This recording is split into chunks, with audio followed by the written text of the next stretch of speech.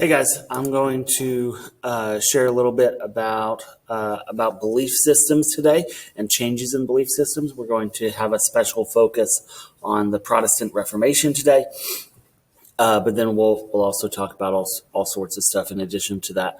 A little bit at the end we'll talk about in addition to that. So I'm gonna try to get through this as quickly as possible so that you have plenty of time to do this today. So let's get started. So 3.3, which topic 3.3 in your course exam description is about empires, the land-based empires that we've been talking about this unit, and changes in belief systems during this time. So we focused on the empires in Africa and Asia, but in Europe you have smaller empires that are happening around the same time. That are gaining a popularity, especially in Western Europe. You've got, it's hard to call them empires because they're smaller. They're more like kingdoms, but they have a lot of changes in belief systems as well. Okay, so here's what we're focusing on today. The Protestant Reformation marked a break with existing Christian traditions, and both the Protestant and Catholic Reformations contributed to the growth of Christianity. So that's what we're going to be focusing on today. So let's get started. So Christendom, by Christendom we mean the area that was controlled by Christianity, where Christianity is the official religion, is in the 1500s. It was mostly limited to Europe. You have small communities of Christians in Egypt, Ethiopia, South Asia, and Central Asia, but there's not nearly as much power there. Ethiopia, I guess, has its own has a Christian government there, and it's the official religion there. But other than that, you've just got small communities of Christians in all these other places. Most of Christianity is taking place in Europe at this time, with some exceptions. There are serious divisions within Christianity.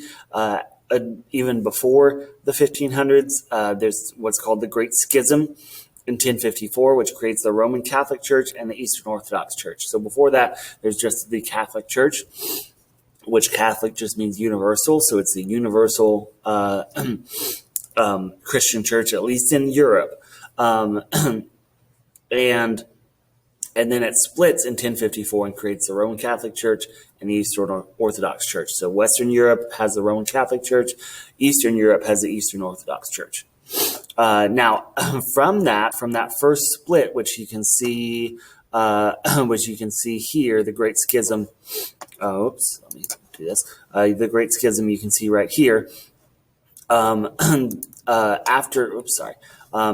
that, you have lots more of these splits happening all throughout history from there. Okay, all right. So as part of this, you can see that Europe splits between Western Europe, which includes parts of Central Europe as well, is dominated by the Roman Catholic Church, Eastern Orthodox Church in Eastern Europe. Okay. Now, up through 1300 and even into the 1500s, Christians are on the defensive against Islam. They lost the Holy Land by 1300,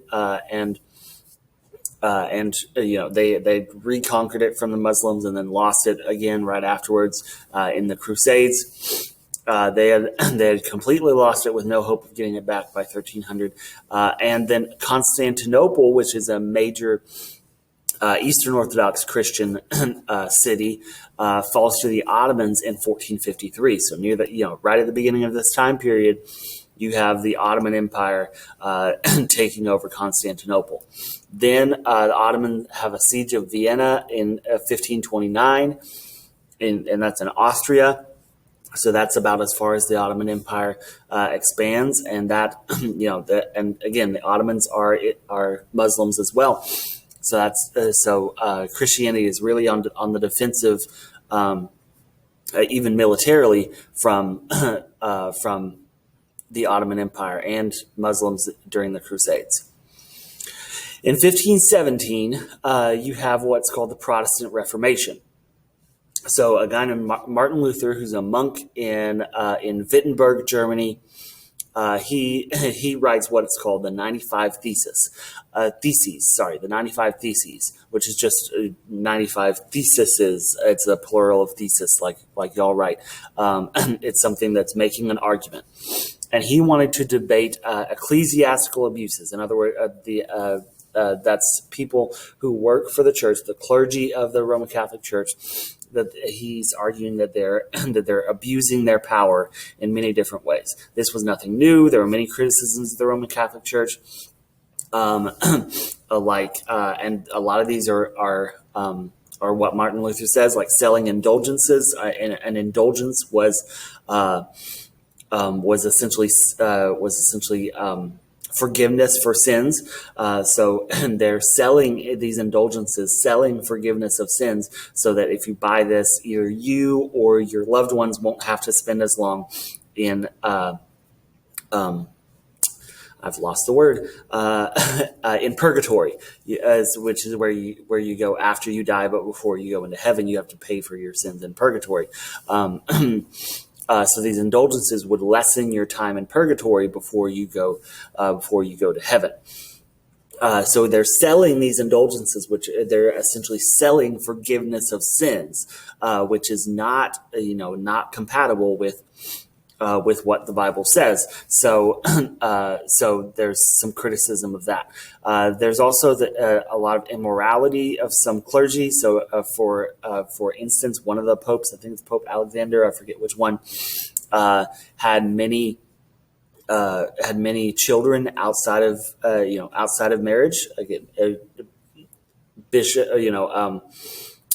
priests and bishops, even up to the Pope, none of them were supposed to be married, so they weren't supposed to have sex. So if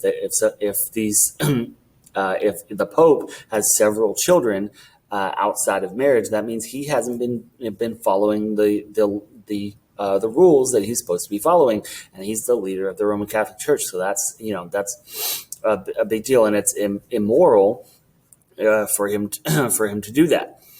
Also, the Pope's luxurious lifestyle, how a lot of money went to the Pope, and again, people high in the Roman Catholic Church, they spend a lot of money on lots of different things, and that's coming from the people. It's coming from the people of the Catholic Church. So that's that was criticized quite a bit as well. So the 95 Theses was Luther's protest against the Catholic Church. And it was more deeply grounded in theological difference, more so than these criticisms of the Catholic Church. His was more of a theological difference, which is a difference in how they saw God and how they saw their religion. He did criticize for the selling of indulgences. That was a big deal. He did criticize the immorality of the Pope and things like that. But more deeply, his was about this theological difference, the differences in how they thought about God. So he argued for a new understanding of salvation, and new meaning he went to what the Bible said and interpreted it differently than the Roman Catholic Church had. And he argued for this understanding of salvation through faith alone rather than through good works. And he argued that the Bible, not church teaching, is the ultimate authority for Christians. So it doesn't it doesn't matter as much what the church says, but what the Bible says on a specific issue. And he also gave a larger role to individual conscience and individuals interpreting Scripture for themselves. And part of this was they didn't have the Bible in their own language. So he made copies of the Bible in German so that people could read it for themselves instead of, the priests would read it in Latin because the Bible was only in Latin. So he made his own. He made German translations of the Bible so that Germans and eventually other people as well, when it got translated to other people's languages, they could read it for themselves instead of the priests having to read it for them. So he also questioned the special role of the clerical hierarchy, including the Pope, saying that, hey, essentially the same thing here. Why do you have the authority to tell us what to do? The Bible should be our ultimate authority here. And he gets all this from, or he gets the foundation of this, at least, from a verse in the Bible, Ephesians 2:8, where it says, "For it is by grace you have been saved through faith, and this not from yourselves. It is the gift of God," actually 8 through 10, "not by works, so that no one can boast. For we are God's workmanship, created in Christ Jesus to do good works, which God prepared in advance for us to do." So focus in on this 8 and 9. You've been saved by faith, not from yourselves, not by works. So it's saying it's not about what you do. That's what Martin Luther is saying. It's not about what you do for God or the works that you do. It's about just your faith in God. And there's nothing that you can do to earn God's favor, is what he's saying. There's nothing you can do to earn your own salvation.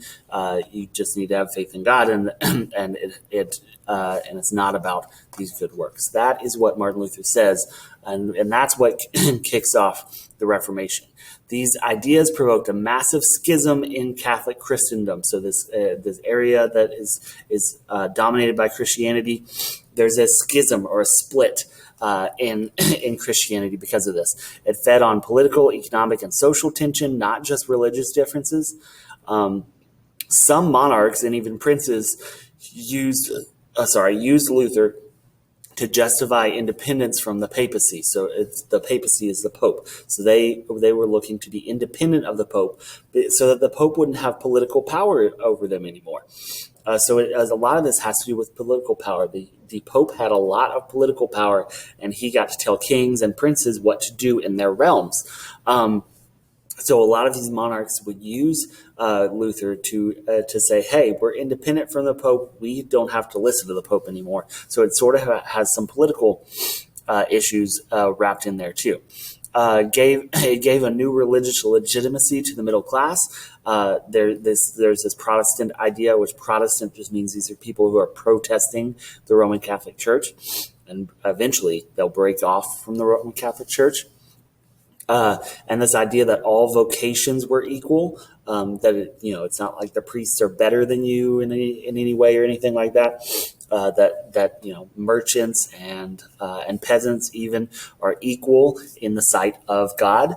That this made the middle class feel more legitimate, that their voices were being heard and that they were important in society as well. Commoners were attracted to new religious ideas as a tool for protest against the whole social order. So this started some peasant revolts of the 1520s in Germany. Again, right where Martin Luther started all this, it kind of fans out from there. These religious ideas kind of kick off social and political changes as well. The invention of the printing press helped Reformation thought spread rapidly. And again, the printing press had already basically been invented in China up to this point, but Johann Gutenberg kind of reinvents it and changes it a little bit for Western Europe, and that's happening right around the same time. So Martin Luther is able to spread his ideas that much more quickly. He issued many pamphlets and a German translation of the New Testament, like we talked about a minute ago, and all of this kind of works together to spread these ideas very quickly and make them stick that much more. So this Protestant movement against the Catholic Church spreads very quickly and is able to catch fire because of the printing press, or at least a lot because of the printing press. As the Reformation spread, it splintered into an array of competing Protestant churches. So these are the Protestant churches that you know today. Most of the churches in the United States that are not Catholic are Protestant.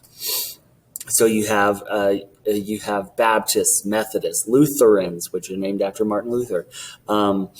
You have Presbyterians. You have Anglicans, or actually in the United States, it's called Episcopals. The Episcopal Church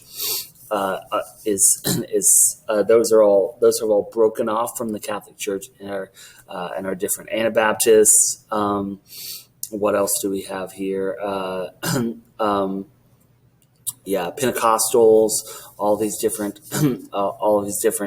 offshoots. Quakers are all offshoots of the Protestant movement that started with Martin Luther.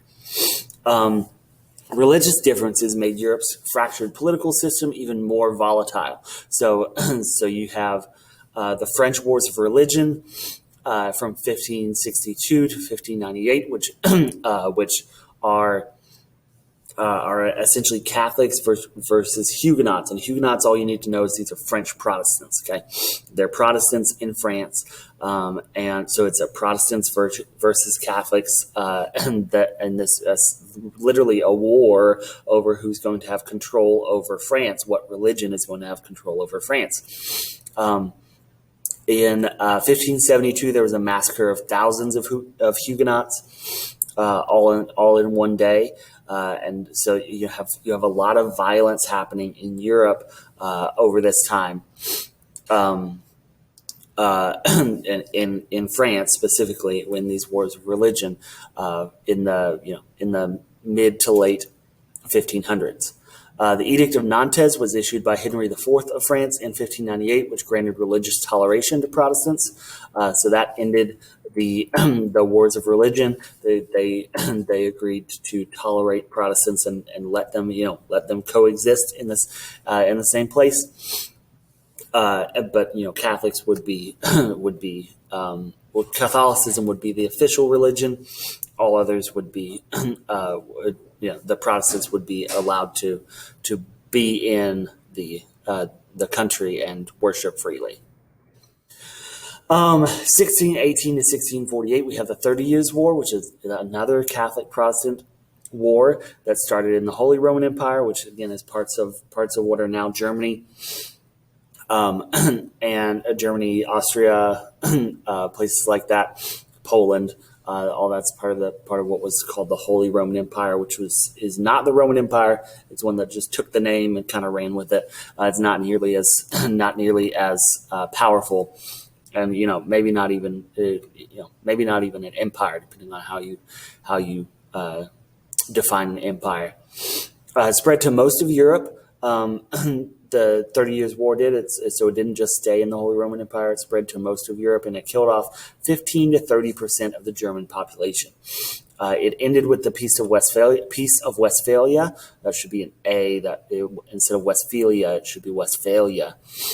Each state, that the Peace of Westphalia decided that each state was sovereign and it could decide its own religious affairs. So the Holy Roman Empire gets to decide what religion is going to be the official religion in their territory, and all around Europe, the different states get to determine what's going to happen in their territory. All right. Then we have the Catholic Counter-Reformation, which is provoked by the Protestant Reformation. It starts kind of taking the ideas of the Protestant Reformation and seeing, okay, well, how can we change ourselves to kind of deal with this unrest that's happening and these criticisms of the Roman Catholic Church? Is there anything we need to change within the Catholic Church that will help us in the long run? So the Council of Trent clarified Catholic doctrine and practices, and this was essentially a long and drawn out meeting of Catholic leaders that decided what Catholic doctrine and practices would be, and it corrected some abuses and corruption that the Protestants had protested. So it answered some of those issues that they had with the Catholic Church, and there was a new emphasis on education and supervision of priests. So one of the criticisms was that priests weren't very educated and didn't know any more about the Bible than other people did. So they did some emphasis on educating their priests and then supervising them to make sure that they were doing everything right, and they were moral people. They were acting morally and things like that. They also cracked down on dissidents, the people who were protesting and revolting against the Catholic Church. They kind of cracked down on them and tried to silence them in order to not lose more more support. And there's new attention given to individual spirituality and piety. So it wasn't all about the church and what you can do for the church.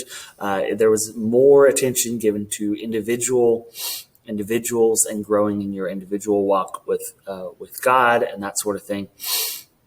And it wasn't so much about just come to church and do that sort of thing. It's how are you growing spiritually, which was part of what the Protestant Reformation was about as well.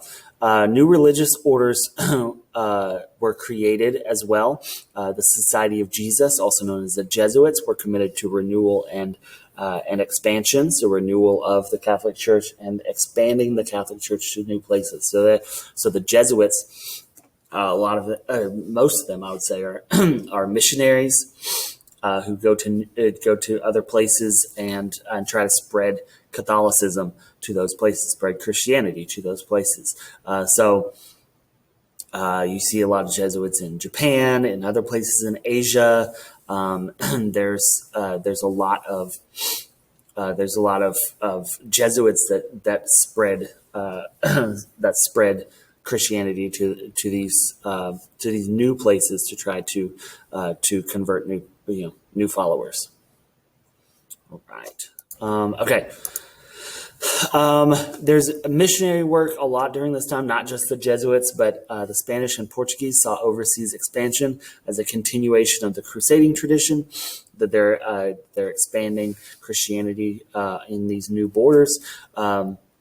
Explorers combined religious and material interests. So these new explorers, which we'll talk about in our next unit, these explorers had religious interests. They wanted to spread Christianity, but they also had a material interest. They wanted to get rich too, and be famous and those sorts of things.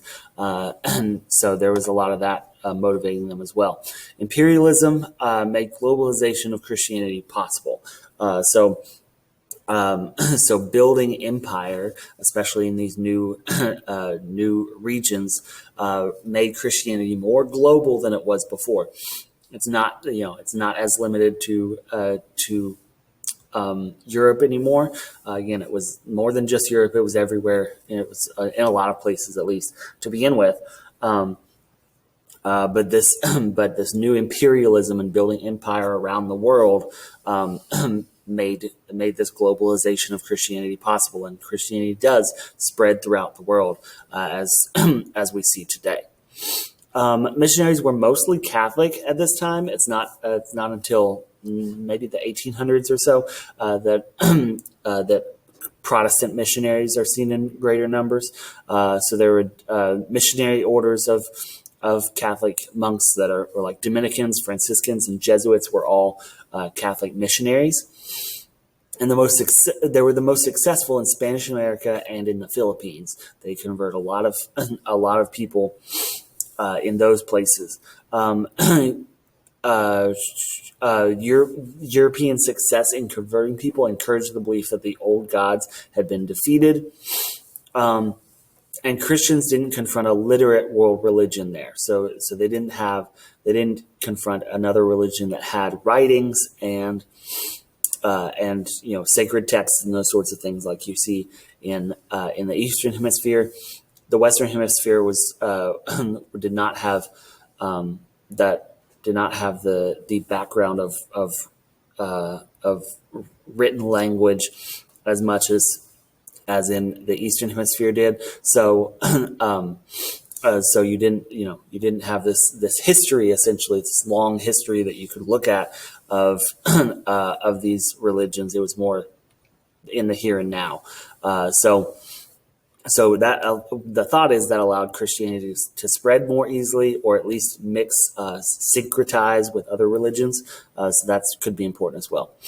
Okay, so another thing that's happening around this time that's important for changes in religion are the rivalries between the Ottomans and the Safavids.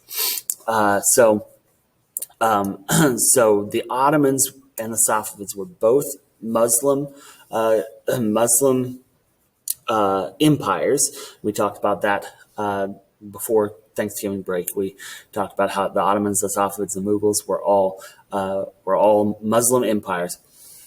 But the Safavids were Shia Muslims, where the Ottomans were Sunni Muslims, and there's been the split in Islam since after the death of Muhammad. We have the split between the Sunni and the Shia. So the Sunni and the Shia really are not very tight with each other. They have lots of disagreements with each other. So that causes a rivalry in these two major empires.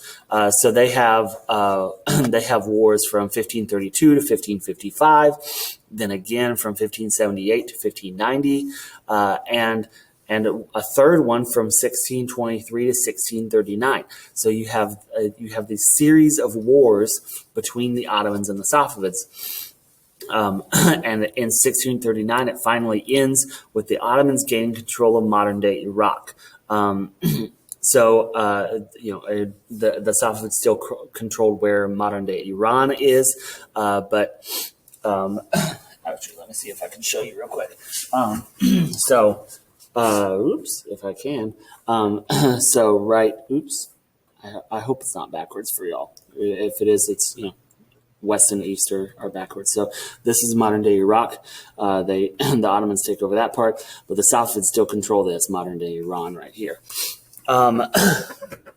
So they control that. Baghdad at this point was diminished, but it was still important at this time. So Baghdad was and is the capital of it was the Persian Empire, and then later became an important city in the Safavid Empire, and now it's the capital of Iraq today.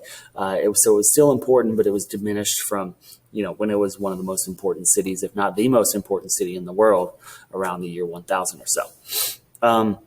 So they ended with roughly the same borders as in 1555, the end of that first series of wars. But this is important because the political rivalry between the Ottomans and the Safavids further intensified the split between Sunni and Shia Islam, and that is a very intense split even today. You see lots of conflict between Sunni and Shia Muslims even today. And that was intensified by the series of wars between the Ottomans and the Safavids. Then, last thing here, Sikhism develops in South Asia in a context of interactions between Hinduism and Islam. So you have these interactions between Hinduism and Islam, and that helps develop the religion of Sikhism. Sikhism is a blending or syncretism of Hinduism and Islam. It was founded by Guru Nanak. He lived from 1469 to 1539, and he came to believe that Hinduism and Islam were one. So he started this new religion of Sikhism that blended the two into one religion. So Sikhism cast aside caste distinctions, the caste distinctions from Hinduism, and it proclaimed essential equality of men and women. So you have this, you have equality of men and women, but also equality of caste, and this became very popular in India because, hey, if I'm a woman or if I'm a person of a lower caste, that I'm going to be drawn to this, kind of like they were drawn to Buddhism at first, because this helps me feel more equal and more I'm more important in this religion, and I'm on an equal standing with men or an equal standing with people that would be of a higher caste. This gradually developed as a new religion of the Punjab region of India. They developed a Sikh holy book, the Guru Granth, and and they created a central shrine, the Golden Temple of Amritsar, which I'll show you a picture of in a minute. And it mandated distinctive dress for men. So you'll see men had this very distinctive dress, meaning they dressed very distinctively. They didn't, as far as I know, they didn't wear dresses, but they they dressed in a specific way, and that's because of their religion. Now, Sikhism eventually evolved into a militant community, meaning that they took on arms and to defend themselves, because they were responded to with a lot of hostility in Islam from Muslims and from Hindus. Or sorry, in India. Sorry, not in Islam, but they were responded to very very hostilely, and I spelled that wrong too. Sorry, but they responded to very hostilely in India from Muslims and from Hindus. Remember, Muslims are in control of the government, but it's majority Hindu at this time. So the response from both of those are not great, and Sikhs in India eventually had to defend themselves against this hostility from from Muslims and from Hindus, and it became a militant community where they take on arms to defend themselves around from all sorts of people, and eventually that becomes a huge part of their society. All right, that's the Golden Temple of Amritsar right there. You can see right there. Okay, so so a possible essay. I'm not going to make you do this, but a possible essay from what we learned today would be to explain continuity and change within the various belief systems during the period from 1450 to 1750. So how did these religions change? How did they stay the same? Right, and you could talk about that in response to the Protestant Reformation, with the Ottoman and Safavid rivalries, or with the development of Sikhism and the effects that had on Hinduism and Islam. So that's a possible essay that you could have from this. Again, you will not have to write that today, but that's something to keep in mind as you're as you're thinking through this and taking notes on it and stuff like that. So thank you for listening today. Make sure that you have completed your notes and turn those in, and I will see you all tomorrow. Y'all have a good day.